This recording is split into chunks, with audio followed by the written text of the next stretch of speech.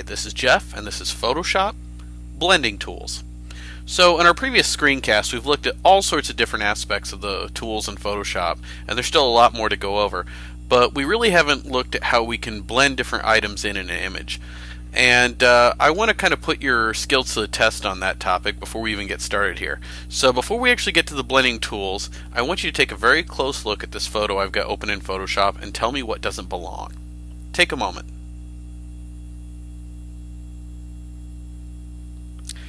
If you answered the penny, you're wrong. If I can draw your eyes over here to the right hand side, I currently have the pass palette selected instead of the layers palette, so I didn't give myself away. If I flip this back to layers, notice that I have a layer 1. Watch what happens when I turn layer 1 off. The white flower disappears. Now, you're asking how I managed to do that. Well, I got lucky in a number of ways. First of all, I made sure that the white flower actually was something that kind of fit with this photograph, so it was almost a compositional bias. It was shot under similar circumstances, and so it kind of fits here. It's also the same sort of thing that you would expect to find in this picture, so that helps as well. And even the lighting is similar. But going beyond that, there's several things that we can actually do to improve the effect, because quite frankly it's still not perfect, and let me show you what I mean.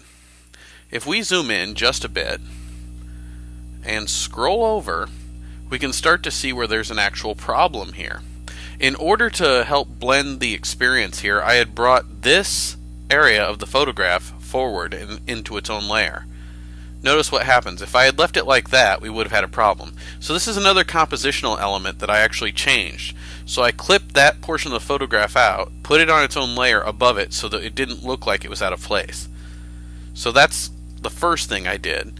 But the second thing is that I actually had to clip all this in, which meant that I should have cleaned up around the edges, but notice I didn't. There's actually some problems here, which is actually going to bring us to our first blending tool. Okay, so the very first blending tool that we're actually going to talk about actually isn't a blending tool at all. It's actually the eraser tool. But it's key to how we use blenders in Photoshop, because quite frankly, there's often times that we're going to blend items, and getting rid of imperfections in what we've cut out or what we've transplanted is a big part of that. So let me show you what I mean by that. So let's actually flip back here to this photo over here where it shows you the original. But if I actually come in and zoom in, and I'm just doing Command plus to do that, or it would be Control plus on the PC. Notice that my selection here isn't perfect. In fact, let's go in one more setting, and you can actually see I'm picking up areas where I'd be picking up green and other things that are coming in. So the very first thing that we have to do if we were to transplant this to the other photo is to clean up around it. We might have some green, we might have some shadow that came through, like right here. These are things that will help us blend the image in if we get rid of them. So that's the very first thing. So let's flip back though. And one of the things that gives us away, of course, is this imperfection right here on this foreground item that I pasted in. So on top, so that it could actually appear that the white lily was in the background.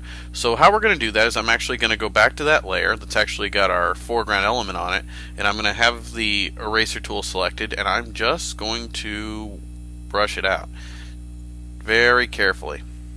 Now, I can get as crazy with this as I want. It's a lot like a paint tool. I can get huge, and I could actually take out a huge sum of it.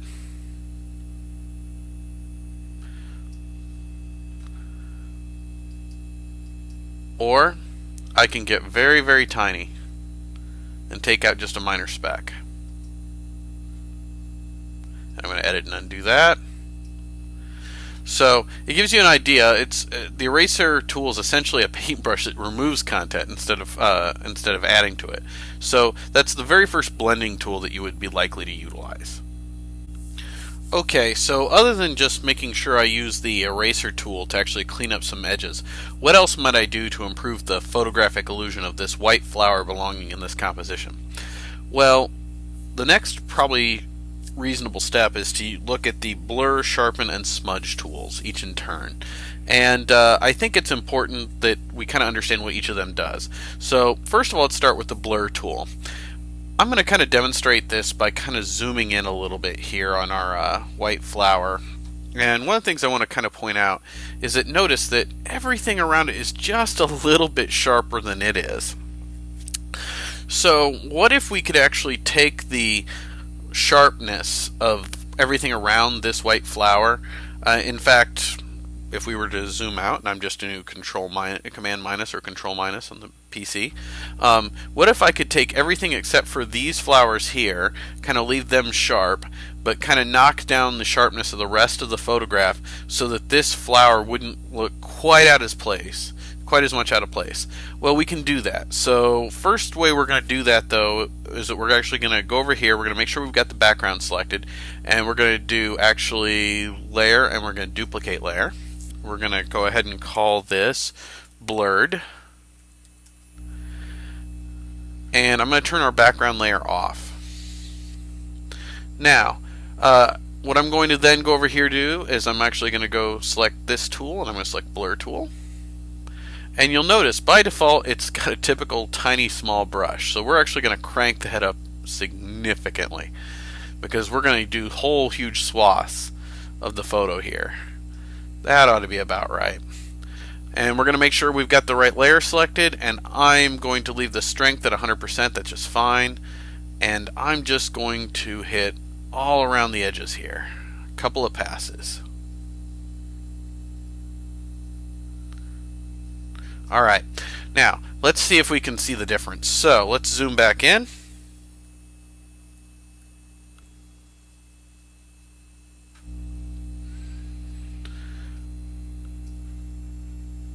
And how we're going to demonstrate the difference actually is that already it looks a little bit better than it did. They look about like the sharpness of the flower and the stuff behind it is about the same. But let's demonstrate how much of a difference we made. If I turn off the layer that we've just blurred, and I turn on the layer beneath it, the original background layer, look at the difference. Notice the two areas now blend together much better because they have about the same level of sharpness.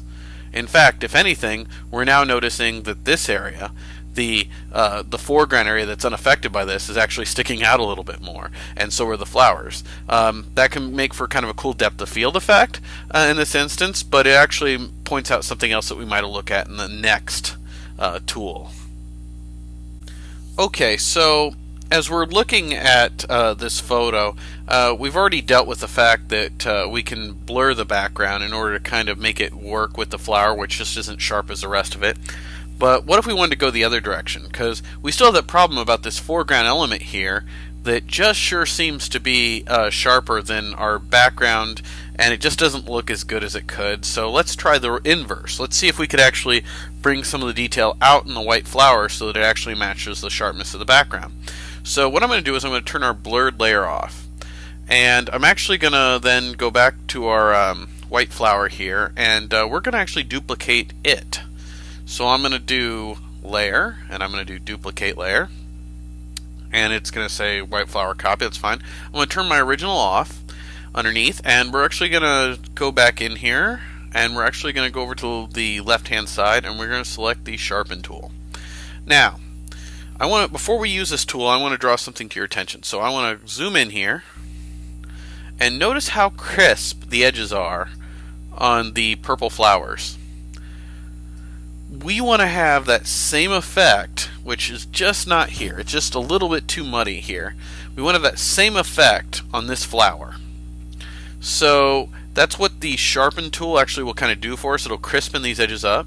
So I'm going to go up here. I'm going to make sure 75 seems about the right size. We could go with a softer or harder brush, but this is about right for what I need right now. So let's go ahead and just start working the edges here. And if I'm doing this right,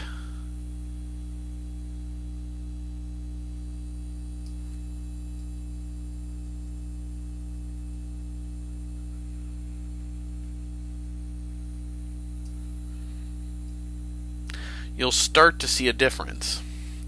Now you may not notice this as badly until we actually zoom out. So hang with me for a moment.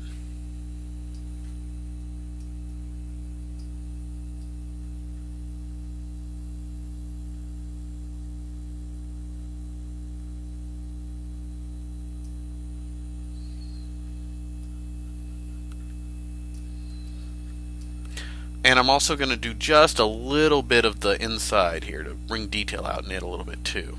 Alright, so now let's zoom out, and I want to show you what a difference that made.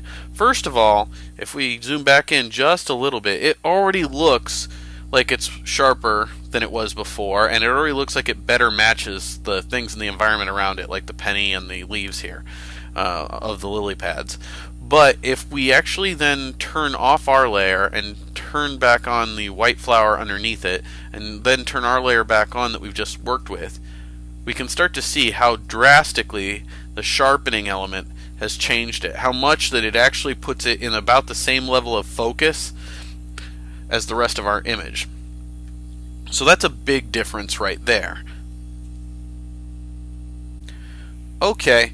So we've used the blur tool, we used the sharpen tool, so let's use their cousin, kind of the smudge tool. In order to do that, I think the best place that this is actually going to help us in our particular photograph is right here on that bud that I've actually clipped out. Notice I've got this kind of goofy edge here that just doesn't look right. I probably got too close with the eraser. So let's see if we can do something about that with the smudge tool. So I'm going to go and make sure I've actually got the bloom here selected, and let's duplicate the layer on it just to make sure we can give ourselves an undo. And so I'm going to duplicate the layer on it. I'm going to turn the underlaying layer off, and I'm going to do the same thing for our white flower down here. And I'm actually going to come over here and I'm going to select the smudge tool. And this is going to be a little bit big, so I'm going to adjust our brush just a little bit down. That's a little more my speed, and I'm actually just going to do a little something like that and just soften that edge up just a bit with the smudge tool. Now, it's going to naturally blur kind of the data and content right here, but it probably doesn't matter a whole lot because I don't need this to be such a hard and crisp edge. I just need it not to look like one that was artificial. However, if I really wanted to get crazy with this tool, I could. So let's show exactly to what extents we can actually take this tool, the smudge tool. That was a very reasonable extent of where we would use it, but what if we wanted to go really over the top with it? So I'm actually going to zoom out here, and let's actually go to our background layer, and let's actually go to layer, duplicate layer, and let's actually call this smudge. And let's actually take our smudge tool and let's actually crank it up so we can kind of do something really over the top. That seems about the right size. And I've got my smudge layer selected, and I'm just going to grab some content here. And as you notice, it looks like it almost liquefies everything and makes it runny kind of. That's the extent to which we can go with this tool. It's really neat for kind of making things kind of have a liquid sort of feel to it. You can actually kind of make stuff kind of look like it's running over an edge or something like that, or it's been melted. So we can do all sorts of cool stuff like that. We can also kind of get like kind of a cool painted effect if we do this right. But I will say a little goes a long way, so that's one of the reasons why I kind of wanted to show you this. Like there's a where we can use it in just a little sparing amount and it makes a big difference, or we can use it something like this where it's really over the top, but you're probably going to go one way or the other. Either you're going to need to use it just a little or a whole bunch. Alright, so the last blending tool I want to talk about actually kind of goes back to where we started and actually isn't a blending tool again. But the reason I've put it in with the blending tools is I think it's so key to when you're actually blending elements of an image that I think it's worth checking out and having in this discussion. So if you use Photoshop and take photos long enough or alter photos long enough, you're going to have photos that don't have quite the same color values that you're going to want to blend together. And that can be done manually. You can spend a lot of time doing that, trying adjusting hue and saturation or all sorts of different things to try and get the color values about the same, brightness and contrast for instance. But there's actually a quicker way. I've got these two photos, and notice my photo that I've been working with on the left hand side, my lilies, is kind of got a more yellow tone to it than the lilies and objects on the right. So the objects on the right are got a lot more green in them, and I want them actually to match the objects on the left for the amount of yellow kind of in them. So how will we go about that? Well, once again, Photoshop's got our back. So I'm going to go up here to Image, and I'm going to do Adjustments, and I'm actually going to come all the way down here to Match Color. One of the options in Photoshop is that I can actually tell a photo to match the color of another photo, so kind of match the values in it. So what I'm going to do down here on the lower portions, I'm going to select Source, and I'm going to say, hey, let's select the Lily's example, PSD, and it's actually going to say, hey, what do you want to check this against? And the background is fine. That's the color that we kind of want to use. We haven't messed with the color in that at all. And it's going to say, okay, I'm just going to apply that. Well, that actually comes out default kind of blue here, so we're actually going to mess with the fade a little bit. And if I just adjust that a bit, looks like about, probably about here, at about 62, we get just the right amount of yellows, it looks like, into our greens. And it starts to make these a little bit better, maybe just a little bit further. There we go. And we actually get just enough yellow into those lily pads and to match those colors and make them work. So let's go ahead and hit OK. And now, even though these photos were taken years apart in separate locations, you wouldn't know that they weren't taken on the same day because the color values are so similar. So one of the important things with blending is also making sure that we have color values between images that we even start with. And that's why I wanted to show you this last tool.